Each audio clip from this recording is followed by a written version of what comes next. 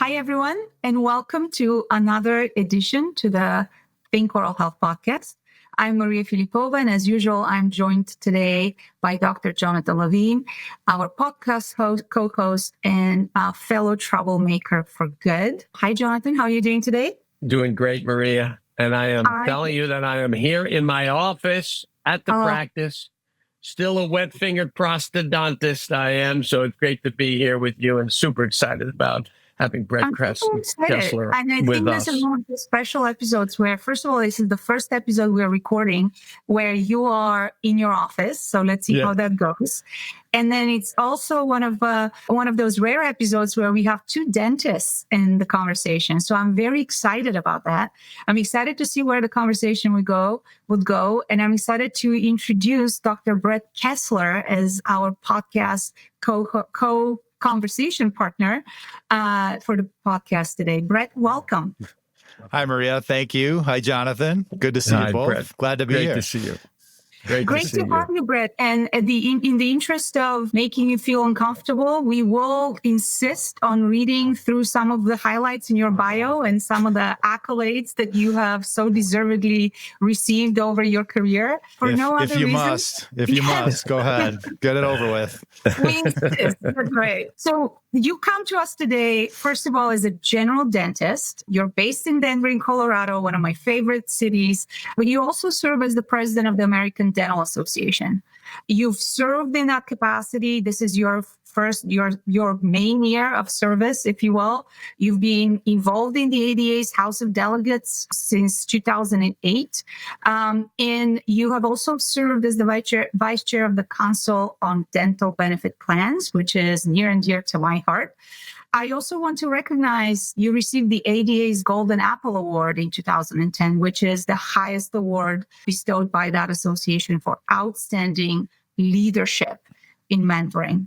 And I don't say this lightly. I think Jonathan and I spend a lot of time talking about outcomes and quality, but a large portion of our thinking and career is spent on what makes a good leader and what makes a good organization led well by its leaders. So we'll probably ask you a little bit about that. You are well recognized as an expert on well-being and helping dentists live their best lives. And as an expert, you've testified before the U.S. Congress, the Colorado State Legislature, and amongst most of your accomplishments, I personally am very impressed by the fact that you're an accomplished endurance athlete that continues to compete in events across the country. So that personally, I find is very inspirational, in addition to living a full life with 4 kids and a wife. And I really don't know how you do it. So thank you for everything you do. And thank you for joining us at the podcast today. Thank you. I hope the lighting is correct because I'm blushing as you, I got to turn the light more on my light here. Well done then, in that case. Well, let's start. Jonathan and I typically have an opening question around the origin story, and you have a very interesting path that landed you where you are today. So tell us a little bit about your personal why and what drives you to do the work today and what drives you in the choices you made from a practicing general dentist to somebody who is advocating actively for change. So tell us a little bit about that journey and where it started and why. Well, I'll start with the origin story of how I got involved. Yeah. I entered dental school back in 1991. I had a pretty bad substance abuse problem, but I was a high achiever. And I did very well in dental school, and I graduated with a worse substance abuse problem. I hit my bottom in 1997 in my 3rd year of practice. I called the Michigan State Dental Association Wellbeing Program, and I attribute that phone call to the beginning of my recovery. And I attribute that phone call to the beginning of really what saved my life. And as I got better, I became inspired to live my best life. And I've been a pretty outspoken advocate for all things wellness for these past 26 plus years. And, it's a time where, when I got sober, there was a lot of stigma around that. And I think the stigma has lowered immensely, but we still have a lot of work to do. And so I got involved basically when I moved to Colorado a few years later. I was put on probation by the licensing board because they didn't really know what to do with me. And so I didn't, so I was mad about that. And, the Colorado Dental Association was doing a project, it's called Sunset Review, where every 10 years, the Dental Association, the legislature will look at the State Dental Practice Act and see what needs to be updated. And the Dental Association is a big part of that. And I set out to change some of the stigmatizing questions and actions and activities around substance abuse, because all that I did was seek help. Why was I penalized for seeking help? And so we've made a lot of strides on that over the years. And I became, the wellness person in Colorado, where I was the one answering the questions or answering the phone for people who were hitting their bottoms. And I had to advocate for what I did because, it wasn't mainstream per se, but many of our colleagues were suffering and are suffering. And so now I'm the person answering the phone and leading people, guiding them towards help, like I got help, paying it forward. Over the years, I became a speaker on how to treat a patient who may have an addiction problem or who is in recovery. And it became I became a national figure spokesperson on that. I was asked to testify before the U.S. Congress by the ADA on a bill they were trying to promote around funding treatment for recovering methamphetamine addicts. Methamphetamine dissolves the teeth away pretty quickly, and it's pretty devastating. And so I got to provide testimony on that. And, when I came back from D.C., the Colorado Dental Association, saw me as more than just a wellness person and, started pushing me towards stepping up in a leadership role. And I did. I became president of the Colorado Dental Association in 2014. So a little over 10 years ago now. And one of the things I'm most proud of when I was president is we developed a Medicaid benefit program for adults. And now 300,000 people in my state had access to care that didn't have it before. All the while, I'm a fee-for-service, very relationship-based, comprehensive dentist, not a prosthodontist, but, a lot of the things I do were prosthodontic-type reconstructions. But it was a very relationship-based practice. But, we had, as president, you learn that we are to remain a profession. Everybody has to do something. And we have to find access for those that have no access. And that's where the genesis of that was. I had an amazing team pushing that forward. And I just happened to be president when it was instituted. And, from there, I moved on to the Council on Dental Benefits at the ADA. And was very active in learning about how benefits work. All the while I'm, still doing my wellness stuff. And, when I became the vice chair of the council. And, the ADA has had it's been an interesting history in the 15 or so years I've been involved in leadership. And, we've been a very cottage type of industry where, a lot of solo private practitioners, were the mainstay of the practice, of the membership. And as we are evolving in present times, there's a lot more group practices, a lot more different practice models that we're trying to find ways to support with benefits, with wellness, with, finding ways that they can succeed and helping them. And so when I was finished with my council term, I ran to be trustee of the ADA, and that's basically the board of directors. And I ran for president 4 years later, and gosh, look at me now. Look at you now. That's right. Well, very surreal.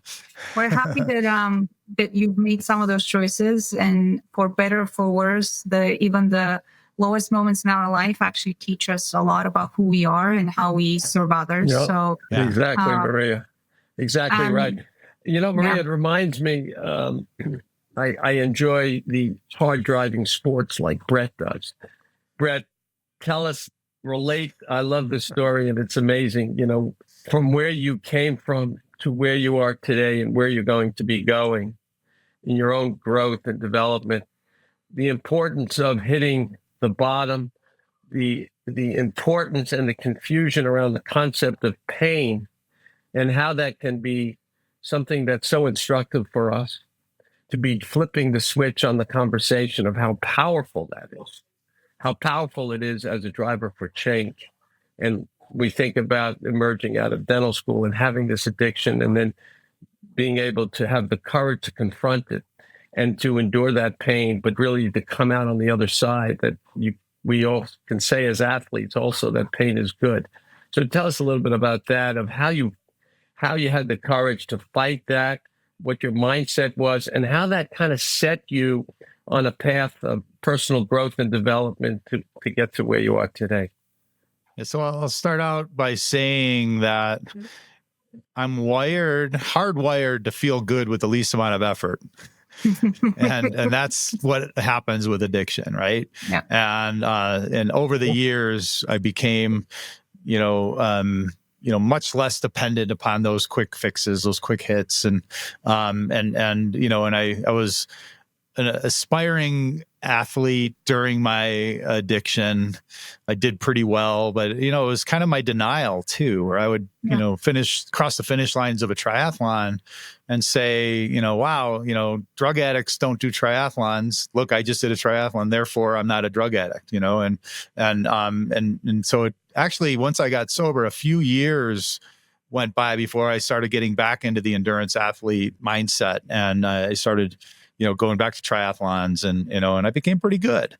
And then I became focused on running, and I started doing marathons and then ultra marathons and trail runs. And then I got an opportunity to go back into triathlons, and I was able to do the Ironman World Championships in Hawaii 2 times. Wow. And, from the lessons I learned are immense, and so many from the process of that, because running or doing like a 50-mile run or doing an Ironman, you got a lot of time in your head, and there's many battles that happen minute by minute, hour by hour. Scary place. Alone with yourself in your head. That's a very scary place. Yes. And I got to prove that I can go farther than my brain tells me to. I can do things that my brain says I can't. And crossing the finish line is quite a celebration, yes, but the journey of waking up at 5 a.m, in December, 8 months before the race, and running in the dark and the cold, all these decisions along the way, I learned to love the journey. And the lessons that I learned about it was I can do hard things. The lessons are consistency prevails over talent, and angels appear along the path with messages for me, and I translated all of that to my dental practice and my professional leadership development. And I love sharing about it, because I'm just an average person who's been through some hard times, and there's nothing special. I mean, I'm very blessed, and for the grace that I got to turn my life around, and it's the best thing that's ever happened to me. And recovery, my recovery program, is the same.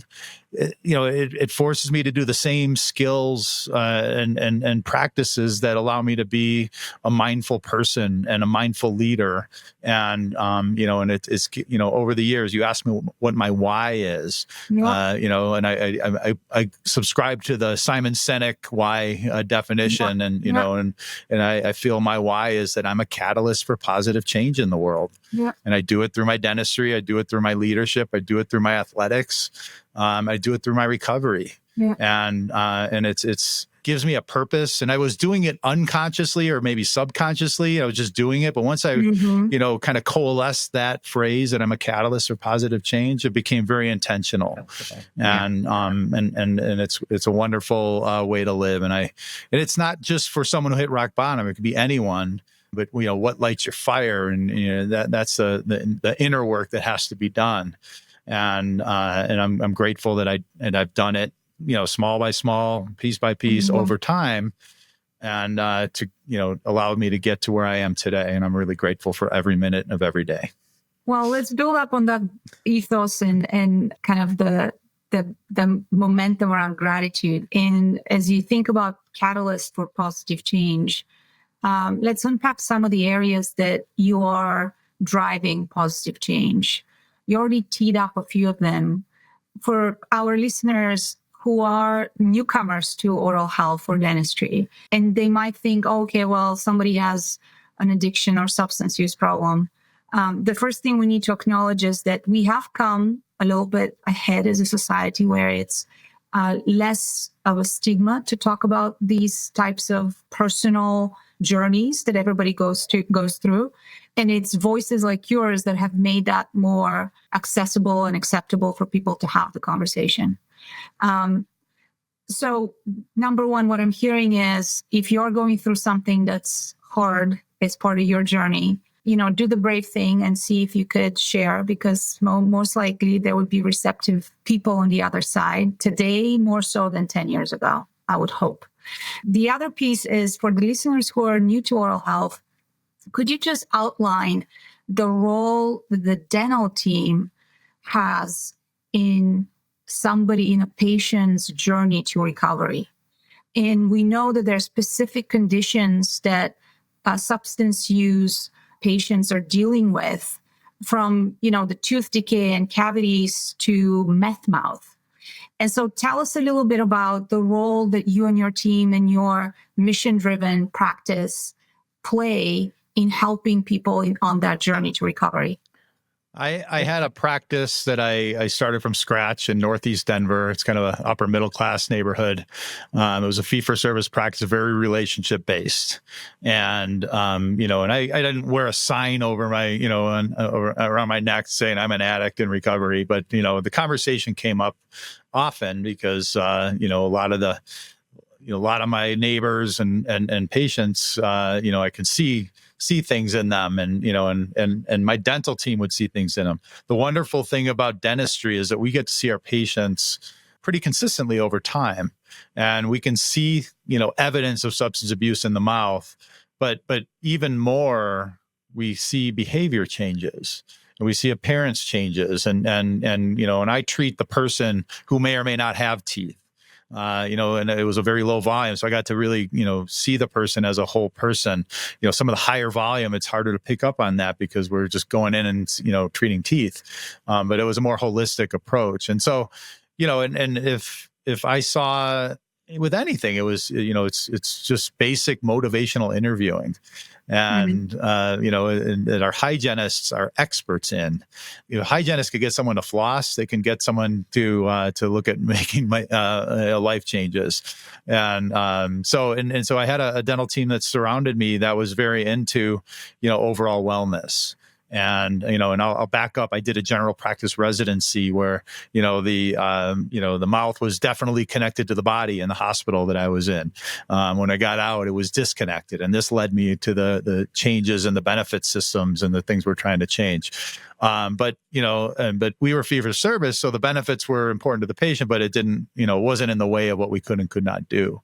And as an athlete, I had many patients who were athletes in my practice. As someone in recovery, I had many patients who were in recovery in my practice. And as a neighbor of, I lived in the neighborhood where I practiced. So I had many of my neighbors in the practice as well. And, I was able to just really be a catalyst for my patients to help them improve their lives. If I see, they come in for their 6-month cleaning and exam, and, all of a sudden there's fractures in 5 or 6 teeth, and I'd ask questions like, do you notice yourself clenching? And they never want to say they're clenching, but I'm like, well, I'm noticing these teeth breaking. How's your stress level? How's your sleep? Do you wake up a lot? Do you chew ice or rocks or things like that? And then patients would just start opening up. And sometimes they would open up on things like, yeah, my stress level is immense. I'm clenching like crazy. But many times, 6 months later, they'd come back for their prophy, recall. And they'd say, doc, when you talked to me last time, I didn't know I was clenching so bad. Now I could tell you I clench all the time. I'm sleeping horribly. I went and sought help for some depression, and it was just all that had to be was a catalyst for this, and notice. And emotional intelligence is a big part of recovery. And so I try and grow that. That's something that we can grow, and basically self-awareness. What am I feeling, and how are my actions reflecting based on what I'm feeling? And then you can sense, what are the emotions in the people that are around me and in the relationships I'm in, patient-doctor relationships. You can sense when something's not right. And then you got a series of questions that kind of break through some of those disconnects and discord. Yeah. So, well, thank you for that. And I'm hoping that the message that is clear here is that your dentist is part of your overall care team, along with your primary care doctor and your nutritionist and your coach. If you're an athlete training for a triathlon, your dentist needs to be part of that overall care team that optimizes your health and helps you when you need an extra support. Chance, I want to just do a quick follow-up on that question because, Brett, you've taken care of people in recovery. We know that from a medical cost perspective, that's a really costly and complex patient population with multiple comorbidities. Is there anything from what you've learned around benefit design and reimbursement that you would like to see happen differently so that the care team, including the dentist, could offer better service and support those patients in recovery better? So what benefit design would you like to see if you could have your wish list, and how likely is it that to happen knowing what you know now? So this is something I'm very passionate about. And our benefit design in dentistry is not conducive to improving oral health to the level that it should. And it's definitely not conducive in contributing to overall health that it needs to be. As I said before, the mouth is connected to the body. And I'm going to back up into my GPR time when I did this residency in the hospital. I was treating a very sick patient who had infection around the heart valves, and she was going to get heart valves replaced. And she was very sick, but she had teeth that were infected. And I took out one of the infected teeth in a very sick patient, very high risk to do any dentistry, but I took out the tooth. Infection, pus came out of the socket. And I'm sorry to be graphic, but I cultured that pus, and it was the exact same bacteria that was around the infected heart valves of this patient.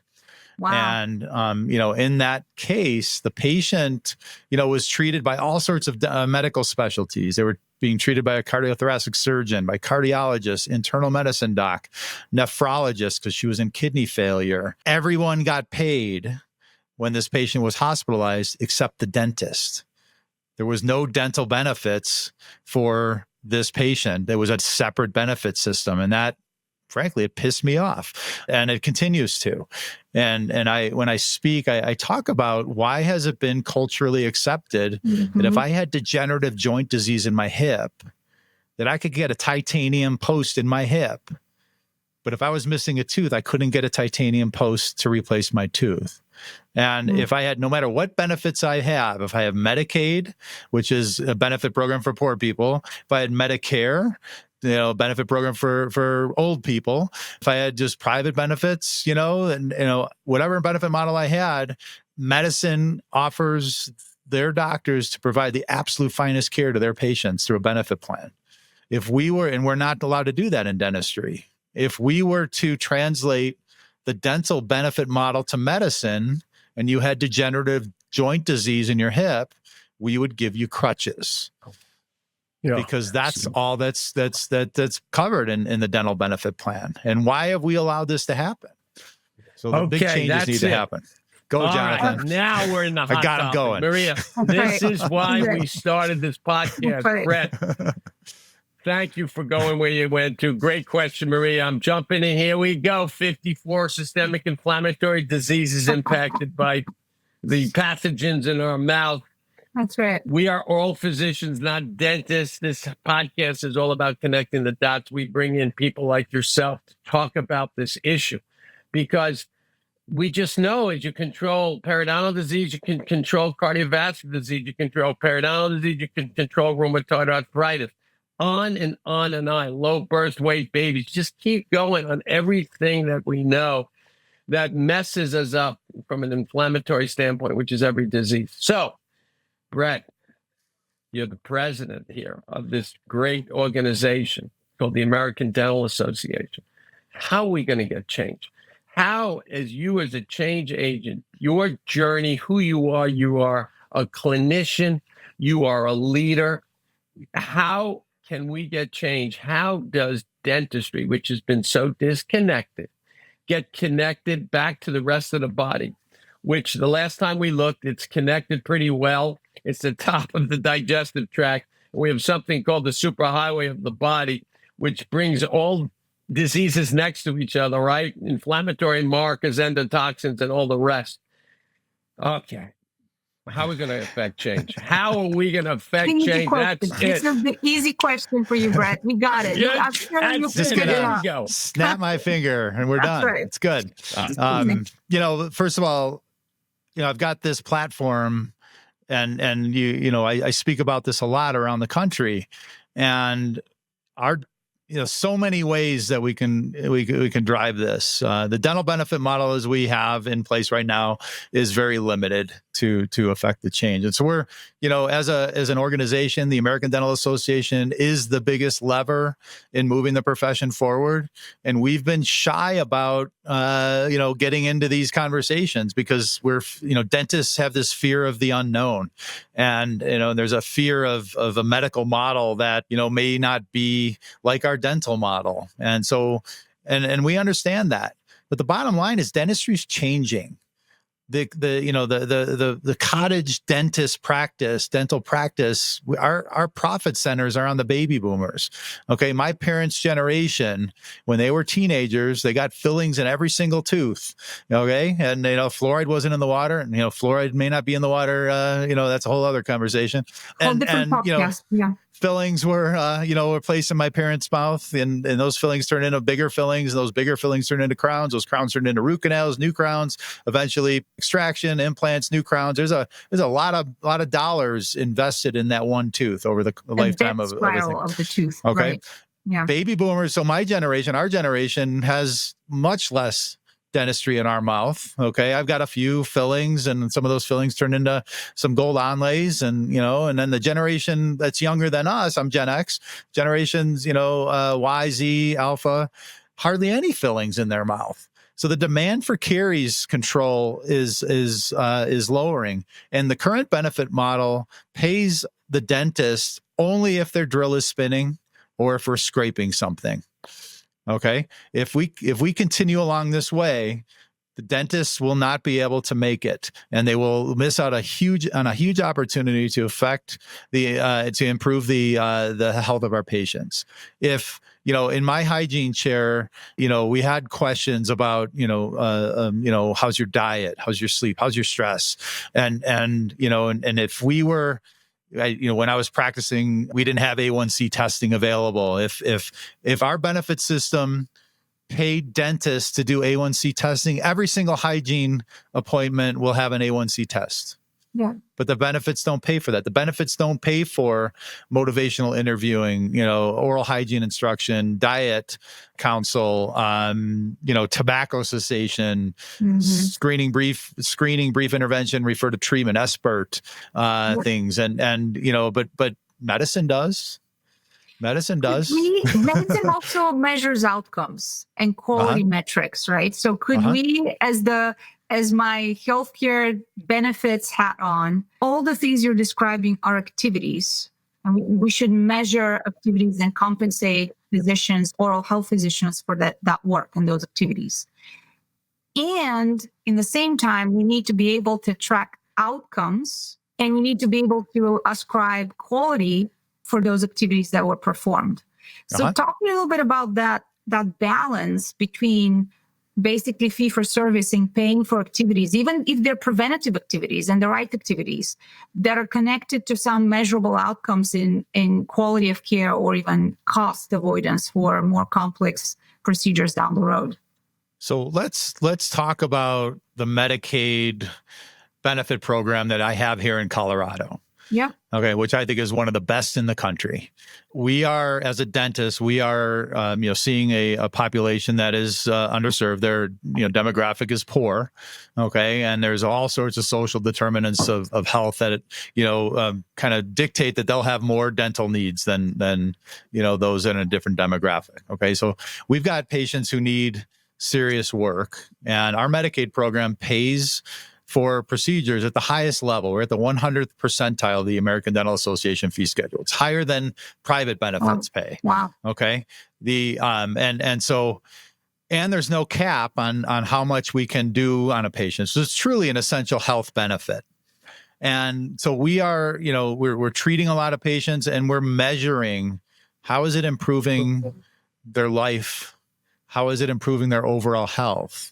Because that's, to me, the biggest return on investment. For every dollar invested in periodontal treatment for an uncontrolled diabetic, we'll save $4 in medical costs down the road on that patient. It's an investment in health. So we are tracking the improvements in overall health while we're still getting paid for the procedures we're doing. But it's a slow go with, these values-based outcomes, because there are not a lot of quality measures in dentistry yet. And one thing that I'm really proud of that the American Dental Association is doing is we are convening ongoing for the last 10, 15 years, Dental Quality Alliance to determine these quality measures. We have quality measures in the pediatric population. How many visits are they coming to a year? How many sealants are we doing? Are we applying fluoride? And those are quality measures that a doctor or a practice that is doing well with those measures, they're getting bonused on that at the end of the year, including and not taking away from the reimbursements they're doing in real time in their dentistry, but it's tracking that way. Our system and a culture, I guess, in dentistry, we have to change our coding system, our mindset around coding systems. Because right now we're on procedural-based codes, and that's how we get paid. And very rarely are we in a position where we're putting in diagnostic-based codes. And so, that has to change too for us to get true quality measures. Because right now, like the quality measure in an adult, let's say, in my mouth, if I have a tooth number 4 needs a DO composite, okay, my mouth is healthy. I have a moist mouth. I don't have a dry mouth. I don't clench or grind. I take good care of my teeth, and I expect that filling to last for decades. Okay. But if someone is, we place a filling in someone who has a dry mouth, who is clenching and grinding, who may be a smoker, and poor oral hygiene, that filling isn't going to last 5 years. But yet the 5-year replacement clause that we have accepted comes from the insurance industry as an actuarial-based standard of care designed to benefit the insurance company. But there's no scientific basis for that 5-year replacement clause. Yeah. So there's a lot of stuff that we have to do to get a truly outcomes-based model that will be robust and really show things. But we are, trying to figure that out, because we need to know what best practices are. That's right. Do you think that we are going to go into a direction fairly soon that we are incentivizing the profession to be preventative? So we incentivize the diagnostics that we can do that connects the dots of dentistry and medicine, i.e. salivary diagnostics, microbiome testing, inflammatory marker testing, all these things where saliva is the new blood diagnostics, right? We know that. We understand that deeply now with the science and the research. How are we going to get there? I mean, we don't even have CBCTs, which need to be a standard of care as kind of a dental reimbursement. And that to me is beyond obvious. Anybody who uses CBCTs understands the incredible amount of data that now really brings dentistry to the forefront as oral physicians, looking at everything from sinus to the airway and everything in between. So how long is that going to take? How long do you think? And how do we accelerate? I mean, there's such an obviousness here that there's so much savings downstream as we go upstream that everybody always talks about and become more of this wellness model. And I would personally like to say that I would do anything to try to shake things up a little bit as a wet-fingered prosthodontist clinician and an innovator to try to help this really happen, because, we as clinicians, we eat, drink, and breathe this all day long. We understand what these new technologies are amazing. And we really, as we know, healthcare is 20% of the GDP. We can decrease costs and we can accelerate people's overall health. Yeah. Now, how long is it going to take? I laugh because I'm usually the one who's the impatient one on this. I'm really getting impatient, Maria. This is our 47th episode. How long it's going to take? I am ready. Let's go. Come on. So there are pockets where it's happening. And it's starting to accelerate because, as you have already said, the research is compelling and it's robust. It used to be fringe. It's compelling and robust that if we improve the oral health, we have serious effect on improving the overall health of our patients. Yeah. And so this podcast is going to go straight to Congress and President Trump, and we're going to tell them this is what we need to do. And I don't know if you saw, I did an editorial that was published in the Washington Post right before the inauguration. You timed it perfectly. That's right. And I talked about, we are the American Dental Association. This is who we are. This is what we stand for. And this is what we need to do to make America healthy again. Okay. And I laid out a couple things in there. And I sent a letter to President Trump, and I sent a letter to every single member of Congress as they were being sworn in, so they know who we are and they know our agenda. Okay, so there is the politics of healthcare, and we have some challenges with us. With these challenges also come opportunities. And so, the first opportunity is Natalia Chalmers, who's the head of CMS, is brilliant, and she's really helped to improve some of the benefits around medical necessity for dentistry. Mm-hmm. And because it says in statute, in the law, the Medicare law, that we do not pay for dentistry unless it's deemed medically necessary. And so she started saying, let's define what is medically necessary. And so that patient that I described that had the infection around the heart valves, had we not done the dentistry, that patient would have died because she would have got the same infection around the new heart valves that she had in the old heart valves. And so we're starting to connect those dots. And so, but now we've got, a new administration in America here, and RFK was just sworn in as the head of HHS, and he's anti-fluoride. And he's been known to be anti-vaccine, which, we are, very pro-fluoride. We think fluoride is one of the best public health measures, and it's been proven for that. And, it really does reduce decay in a safe way that is not, there's no adversity, health side effects that have been proven and studied, and real studies, by the way. But RFK is also very pro reduction in sugar intake. Okay. And, dentists can get behind reducing sugar. Okay. That's an easy discussion for us. So we've got this lever here with Natalia Chalmers, and we're expanding the benefits in this way. We've expanded the benefits in the airway in dentistry. Okay. That's why most dentists are now looking at being, treating airway, because they found a way to get paid for it. We need to find ways to get paid for it for us to be in the game. And that's why, Natalia Chalmers with expanding or clarifying the definition is really important. Going back to technology, Jonathan, the CT scans and AI reading of radiographs. My eyes can detect about 12 shades of gray. And, in the computer programs and the AI can detect, 1,056 shades of gray. Mm-hmm. And we can see demineralization at the earliest possible point. And what if we then, when we see that, we can put something on the tooth like a curodont or a fluoride varnish that really will reverse that early lesion, and we never have to drill a tooth. And there are systems here in America that pay for that curodont treatment at the level of a one surface amalgam or one surface filling. And so the benefits are starting to trickle in, leveraging the technology, but we've got a big mountain to climb. I'm a Coloradan. I like to climb mountains, but this is a big one because we got to change how we practice. We got to add diagnostic codes. We got to prove that our dentistry will improve health outcomes. We have to change the benefit model that we're in currently that everybody loves but hates. Everybody hates but takes it. And then we've got to fight medicine as well because they understand, how important dentistry is and the medical necessity of certain diseases, but also their system isn't healthy either. Their benefit system isn't healthy either. And they're afraid of, we get to the 11th hour of combining things and they're like, wait a minute, we're going to make less money and we can't afford to. And so, so there's going to have to be some, it's going to come from multi-pronged approaches from everybody involved in oral health. It's a big mountain, and luckily we have some skilled climbers on the team, metaphorically and literally speaking. Maybe as we put a bow on this conversation, I want to pick up on a couple of threads.